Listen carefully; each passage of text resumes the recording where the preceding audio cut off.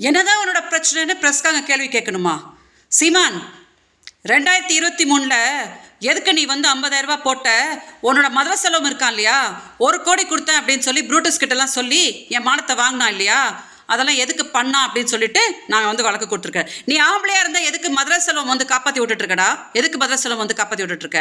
நீ என்னமோ என் பிள்ளைங்க வளர்ந்துருச்சு, அது வளர்ந்துருச்சு, இது வந்துருச்சுன்னு. அப்போ எதுக்கடா என்கிட்ட வீடியோஸ் வாங்கினீங்க? எதுக்கு வீடியோஸ் வாங்கினீங்க? நீ வாங்கி வைப்ப, அப்போ நான் வாயை பொத்திக்கிட்டு இருப்பேன், அப்புறம் உங்கள் ஆட்களை வந்து டெலிகாஸ்ட் பண்ணுவேன்னு சொல்லி மெட்டுவாங்க. இதுக்குள்ளேயே நான் சாகணுமா? நீ ஆம்பளையா இருந்தா வந்து இந்த மாதிரி அநாகரிகமாக பேசாத சீமான், அநாகரிகமாக பேசாத. 2008 வெறும் 6 மாதம் தான் வந்து பழகினா. அப்போ எதுக்கடா வந்து 2011 வந்து நான் கம்ப்ளைண்ட் கொடுப்பேன்? 2011 நீங்களாம் கொடுத்த டார்ச்சருக்கு தான் நான் வந்து போட்ட துணியோட வந்து கம்ப்ளைண்ட் கொடுத்த கமிஷனர் ஆஃபீஸில். இந்த அசிங்கமாக பேசுகிற வேலையெல்லாம் வச்சுக்காதானே. நீ பேசுகிறனா உன்னை விட கேவலமாக பேசுறதுக்கு எனக்கு தெரியும். சும்மா ட்ராமா போடாத. நேற்று வரைக்கும் நீ என்ன சொல்லிட்டு இருந்த? விஜயலட்சுமினா யாருன்னே தெரியாத அவங்க திமுக கூட்டிட்டு வந்தாங்க தானே சொன்னேன். நேற்று தானே சொல்கிறேன், ஆமாம் நான் 50,000 ரூபாய் கொடுத்தா அப்படின்னு சொல்லிட்டு.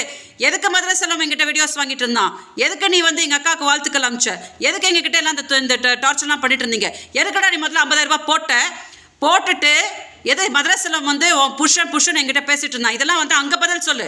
முதல்ல நீ வந்து ஒன்றுமே போடாமல் உட்காந்து பொண்டாட்டின்னு பம்பனியே, அதுக்கு என்னன்னு போய் பதில் சொல்கிறா? அதை விட்டுட்டு உட்காந்து மீடியா முன்னாடி சீன் போட்டுட்டு இருக்காத.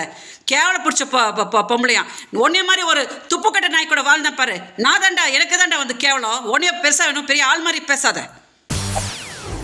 செய்திகளை உடனுக்குடன் தெரிந்து கொள்ள உடனே சப்ஸ்கிரைப் பண்ணுங்க.